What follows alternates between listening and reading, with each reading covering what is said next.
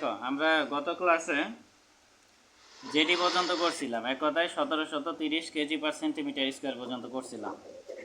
এখন দেখো এখানে যে মানটা আছে বা এখানে যে ভ্যালুটা আছে, এই ভ্যালুটা ঠিক না ভুল এটা আমাদের জাস্টিফাই করতে হবে।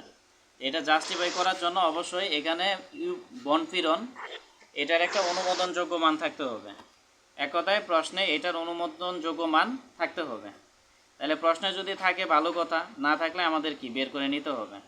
তাহলে দেখো এখানে প্রশ্নে কোথাও অনুমোদনযোগ্য পীড়ন মানে বন পীড়নের অনুমোদনযোগ্য মান দেওয়া নাই, শুধুমাত্র এখানে একটা সূত্র দিয়ে দিছে, আর কিছু দেয়নি। এই সূত্র দেখ বা না দেখ, মূল কথা হলো সূত্র তো আমাদের মুখস্থ করতেই হবে।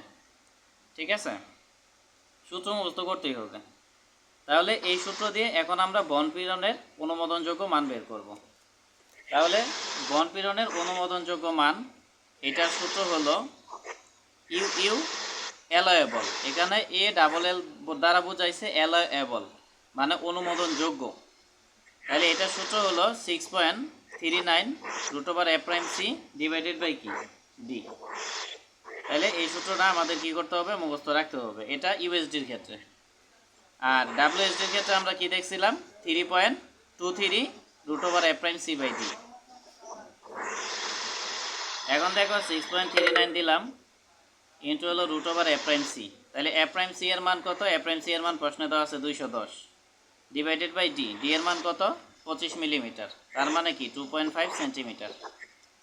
তাহলে এখানে কারো কোনো প্রশ্ন আছে কিনা, থাকলে বলতে পারো।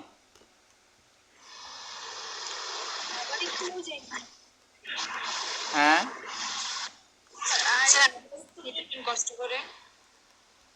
আরেকবার রিপিট করব। হ্যাঁ, রিপিট করছি।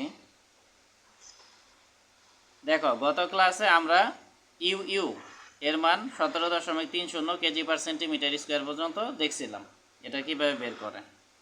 ঠিক আছে, এই পর্যন্ত দেখছিলাম আর কি, এই পর্যন্ত। এখন দেখো এখানে যে মানটা আছে, এই মানটা মানে ঠিক আছে কি না, বা এই মানটা নিতে পারবো কি না। তো এটাকে চেক দেওয়ার জন্য কি আরেকটা মান লাগবে। আমি তো বলতে পারি না যে আমি ভালো, বা আমি তো বলতে পারি না যে আমি খারাপ। ঠিক আছে, কোনো একটা মানুষ যদি বলে যে আমাকে ভালো বলে তার মানে আমি ভালো, আমাকে যদি খারাপ বলে তার মানে আমি খারাপ। মানে নিজে নিজে কখনো নিজের সাথে তুলনা করা যায় না। কোনো একটা বস্তুকে তুলনা করার জন্য আরেকটা বস্তু লাগে। এখানে আমরা যে ইউ ইউ মানে বন পীড়নের মান পাইছি, এটা পাইছি 17.30 কেজি পার সেন্টিমিটার স্কোয়ার। এখন এটা ঠিক আছে না ভুল গেছে, এটার জন্য বা এটা বোঝার জন্য অবশ্যই প্রশ্নে বন পীড়নের আরেকটা অনুমোদনযোগ্য মান থাকতে হবে। এখন এই প্রশ্নে দেখো কোথাও বনপীড়নের অনুমোদনযোগ্য মান দেওয়া নাই। তাইলে যদি না দেওয়া থাকে তাহলে আমরা কি অনুমোদনযোগ্য মানটা বের করে নেব। এক কথায় ইউ ইউ বনপীড়ন, আর এ ডাবল এল মানে অ্যালাউয়েবল মানে অনুমোদনযোগ্য বনপীড়ন। এটা সূত্র হলো 6.39 root over A prime C by D. তাহলে এটা হিসাব করলাম, হিসাব করে এখানে 6.39 নিলাম আর রুট ওভার নিলাম, তারপরে এ প্রাইম সি, এটার মান দেখো প্রশ্নে 210 দেওয়া আছে, তারপরে ডি, ডি এর মান হলো 2.5। তাহলে এটা ক্যালকুলেটরে হিসাব করব, হিসাব করলে 37.03 কেজি পার সেন্টিমিটার স্কোয়ার আসবে। জি স্যার, বুঝতে পারছি। এখন দেখো এখানে যে মানটা আছে, এই যে এই সূত্রের মানটা, এটা অবশ্যই 56.2, এটা থেকে বেশি হইতে পারবে না। ধরো এখানে আমরা এটা হিসাব করলাম, হিসাব করে কথার কথা 70 আসছে, তাহলে যে 70 আসছে এই 70 মানটা আমরা নিতে পারবো না। মানে এটা সর্বোচ্চ রেঞ্জ হলো 56.2, এর বেশি নেওয়া যাবে না। তাহলে কোনো ক্ষেত্রে যদি এই অনুমোদনযোগ্য পীড়নের মানটা 56.2 এর থেকে বেশি আসে, তাহলে ওই ক্ষেত্রে আমরা কি করব, এটার মানটা 56.2 লিখব। কি বিষয়টা বুঝাইতে পারছি? না স্যার। দেখো এখানে ইউ অ্যালাউয়েবল, এটার মান আমরা কত পাইছি, 37.03, মানে কি এটা 56.2 এর থেকে ছোট। ঠিক আছে, এটা আমরা এইভাবে লিখতে পারি, লেস দেন কি 56.2 কেজি পার সেন্টিমিটার স্কোয়ার। এই মানটা কি 56.2 এর থেকে কি ছোট। তাইলে যদি এখানে যে মানটা আছে, মানে আমরা হিসাব করে যে মানটা পাবো, এটা যদি 56.2 এর থেকে ছোট হয়, তাইলে আমরা যে মানটা ছোট আছে সেটাই নিব। কিন্তু যদি এই মানটা 56.2 এর থেকে বড় হয়, এই ক্ষেত্রে আমরা ইউ অ্যালাউয়েবলের মান 56.2 ধরব। ও আচ্ছা স্যার, এটার ফিক্সড মান হচ্ছে মানে 56। হ্যাঁ, মানে এটার মানটা 56.2 এর থেকে বেশি হইতে পারবে না, কম হইতে হবে। পারবে। যদি কম হয় তাহলে যত কম হবে তত নিব, আর যদি 56.2 এর থেকে বেশি হয়ে যায় তাহলে সর্বোচ্চ সীমাই তো 56.2, এটাকে ওভার ক্রস করতে পারবে না। তো ওই ক্ষেত্রে আমরা 56.2 ধরে কাজ করব। স্যার 56.2 কি বইতে তো লেখা থাকবে তাই না? আর যদি না লেখা থাকে তাহলে এখানে যেটা সূত্র দিয়ে মান বের করছেন ওইটা দিয়ে করবো তাই না? হ্যাঁ, মূল কথা হলো বইয়ে বনপীড়নের অনুমোদনযোগ্য মান যদি থাকে ভালো কথা, থাকলে ডাইরেক্ট এভাবে লেখাই থাকবে যে 37.03 কেজি পার সেন্টিমিটার স্কোয়ার, 20 কেজি পার সেন্টিমিটার স্কোয়ার, ডাইরেক্ট লেখাই থাকবে। আর যদি লেখা না থাকে তাহলে এই ক্ষেত্রে তোমাদের এই সূত্রটা মুখস্থ রাখতে হবে। আর এই সূত্রের রেঞ্জ কত? 56.2 পর্যন্ত, এর বেশি হতে পারবে না। এই হলো বিষয়। এই সূত্রটা পুরোটা না লিখে যদি আমরা 56 এটা লিখি তাহলে তো হবে না, তাইলে হবে না, কারণ আগে আমাদের ক্যালকুলেশন করে দেখতে হবে যে এই সূত্রের যে মান বা এটার যে ভ্যালু এটা কত আসতেছে সেটা আগে দেখতে হবে। দেখার পরে তারপরে তুমি সিদ্ধান্ত নেবা। 56 এটা কি মুখস্থ রাখবো না? হ্যাঁ, মানটা? অবশ্যই মুখস্থ রাখতে হবে, অবশ্যই মুখস্থ রাখতে হবে। এটার মানটা 56.2 এর থেকে বেশি হইতে পারবে না। ঠিক আছে। তাইলে দেখো, এখান আমরা পাইছি কত? 37.03 কেজি পার সেন্টিমিটার স্কোয়ার, মানে অনুমোদন আছে 37 কেজি, কথার কথা। আর উৎপন্ন হয়েছে কত? মাত্র 17.30 কেজি। তাহলে এই ক্ষেত্রে কি এটা নিরাপদ?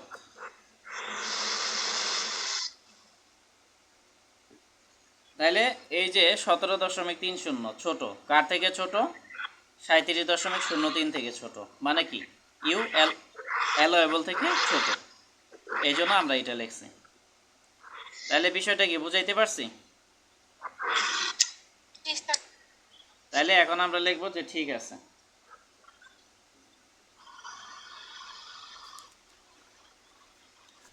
তাহলে এখন ঠিক আছে না ভুল গেছে এটা আমরা চেক করে দেখলাম। দেখার পরে এখন আবার আমরা বনপীড়নের জন্য রডের সংখ্যা বের করব।